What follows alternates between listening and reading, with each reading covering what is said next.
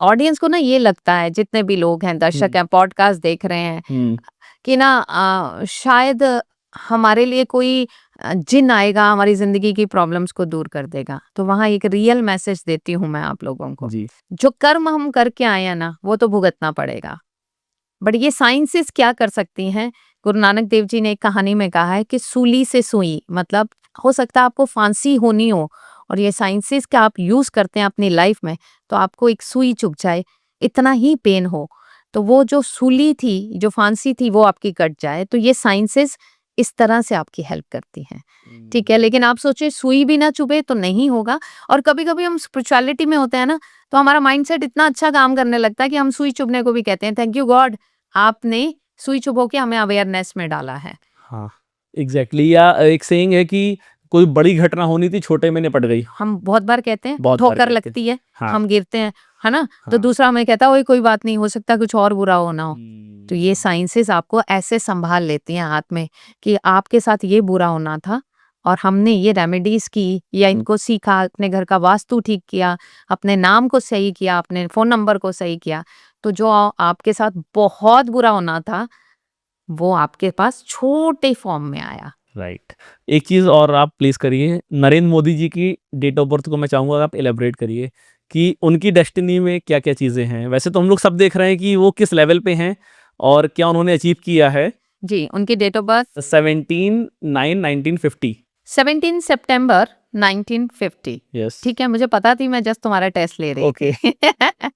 सो देखिए, नरेंद्र मोदी जी का birth number हो गया 8, 8 वाला। जी। थोड़ा सा यहीं पे थोड़ा सा रुक जाती हूँ और बताती हूँ। ओके। अब 8 अकेला 8 बन रहा है, या 17 से 8 बन रहा है, या 26 से 8 बन रहा है, ये भी बहुत अलग अलग चीजें हैं। लेकिन वो 17 से 8 बन रहा है, तो यहाँ मैं ये बताना चाहूंगी, लाइफ में स्ट्रगल बहुत देखी है उन्होंने, ठीक है, बहुत।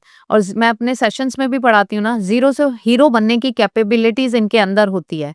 अथॉरिटी इन्हें बहुत पसंद होती है, बचपन से अथॉरिटी पसंद होती है। लेकिन कर्म प्रधान भी होते हैं, अपने कर्मों को वैल्यू करने वाले लोग ये होते हैं। ये कहते हैं, इनका मतलब थीम ऑफ लाइफ इज कर्म करो फल ले लो। ये वो लोग नहीं होते जो ये कहते हैं कि मत मेहनत करो और मिल जाए भगवान से। रेदर मैंने इन्हें देखा है, ये बहुत बहुत मेहनत करते हैं, उतना रिजल्ट नहीं मिलता इन्हें। और अब उनका डेस्टिनी नंबर अगर हम देखें तो 5 है टोटल। अगर 17 1 + 7 + 9 + 1 + 9 + 5 आप करेंगे, तो आपका जो टोटल आएगा, उससे इनका डेस्टिनी नंबर बनेगा 5। ठीक है। अब कहीं ना कहीं 5 पीछे आ गया डेस्टिनी में।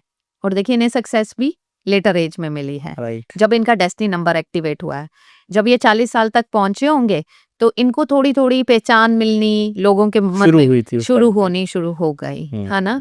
और आपने देखा है, वो अपनी हर मेजर डिसीजन को भी 8 तारीख को लेते हैं। आप भूल गए हैं, 8 नवंबर 8 में। नवंबर नोटबंदी। ठीक राइट। है। और भी ऐसे बहुत सारे इवेंट्स हैं जो वो डेट 8 को बहुत वैल्यू करते हैं। और आप एक चीज और देखिए, वो स्वर को बहुत वैल्यू करते हैं, वो वैदिक साइंसेस को बहुत वैल्यू करते हैं, स्वर विज्ञान को, योग शास्त्र को। वो अपनी रूट से कनेक्टेड है। शनि वाले लोग अपनी रूट से कनेक्टेड होते हैं, अच्छा। मतलब उन्हें अपनी संस्कृति पे, अपने धर्म पे बहुत गौरव होता है, और वो exactly he is like this. और सक्सेस लेटर एज में मिली क्योंकि 8 नंबर से रूल हो रहे थे। और आने वाले टाइम पे अब उनका क्या सक्सेस ईयर रहने वाला है?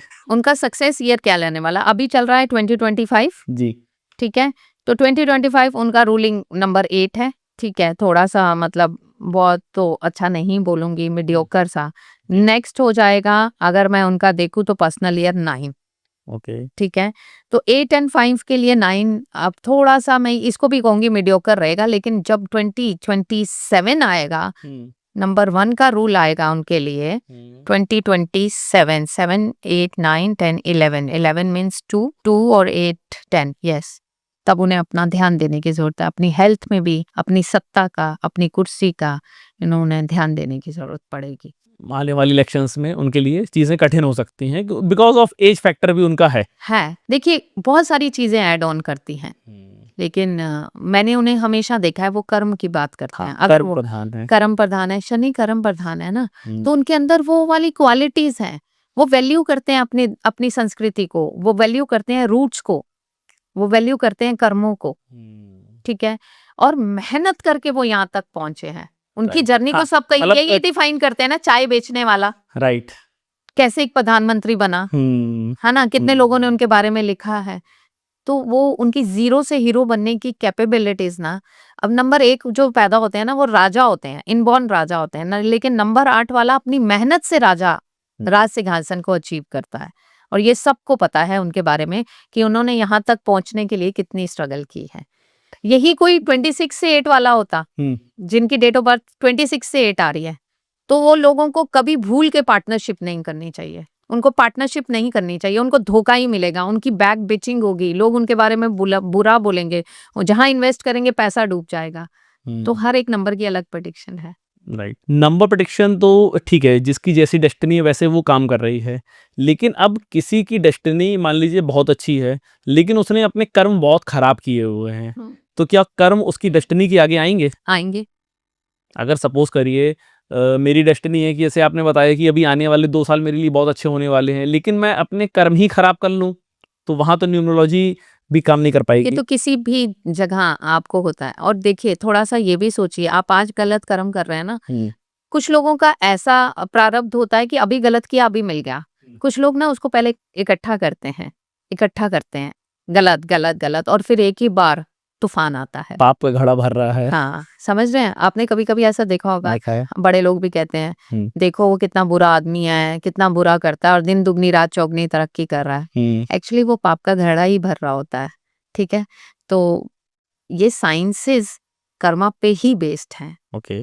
तो आपको कोई भी नंबर, कोई भी डेट आपके कर्मों से ही मिली है, तो कर्म को तो छोड़ना ही नहीं है, ठीक है ना? ना तो भगवान राम बचे अपने प्रारब्ध से, जी। ना श्री कृष्ण बचे, उनके सामने उनकी पूरे कुटुंब का नाश हुआ। राम भगवान ने मैया सीता के साथ 14 वर्ष वनवास किया, ठीक है? तो जब भगवान नहीं बचे तो हम क्या हैं?